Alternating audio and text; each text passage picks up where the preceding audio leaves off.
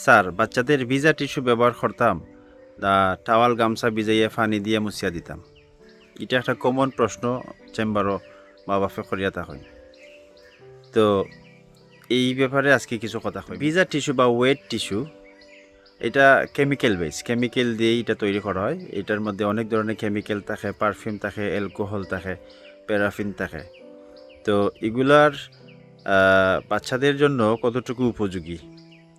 তো বাচ্চাদের চামড়া আমরা বড়দের চামড়া থেকে অনেক বেশি পাতলা থাকে এবং প্রায় সময় দেখি এই কেমিক্যালযুক্ত টিস্যু, ওয়েট টিস্যু ব্যবহারের কারণে তারা স্কিনের রিয়েকশন করে। বিশেষ করে ডায়াপার রেশ বা নেপি যে জায়গাত ফোরানি ওই জায়গাত দেখা যায় যে মুসাই পেশরা পায়খানা করার পরে বারবার মুসানির ফলে তারা দেখা যায় যে চামড়া লাল হয়ে যায়, চামড়া উঠে যায়, ইনফেকশন হয়ে যায়, ডার্মাটাইটিস হয়, ফাঙ্গাল ইনফেকশন হয়। সবচেয়ে ভালো কোনটা? সবচেয়ে ভালো হইল কুসুম কুসুম গরম পানিত টাওয়াল বা গামছা ভিজাইয়া সিফিয়া পচরা পায়খানা করলে আমরা মুছিয়া দেওয়া, পরিষ্কার করানি।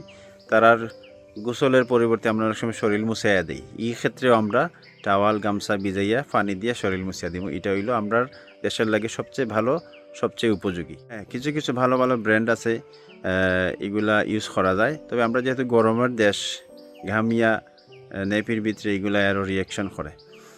তো এগুলা খেয়াল রাখবা। তো আমরা যে আগের যে পদ্ধতি, কুসুম কুসুম গরম পানিতে টাওয়াল গামছা ভিজিয়ে মুছে দিয়া, এটাই বাচ্চারা লাগে সবচেয়ে উপযোগী এবং তারা লাগে স্বাস্থ্যসম্মত। ধন্যবাদ সবাইকে।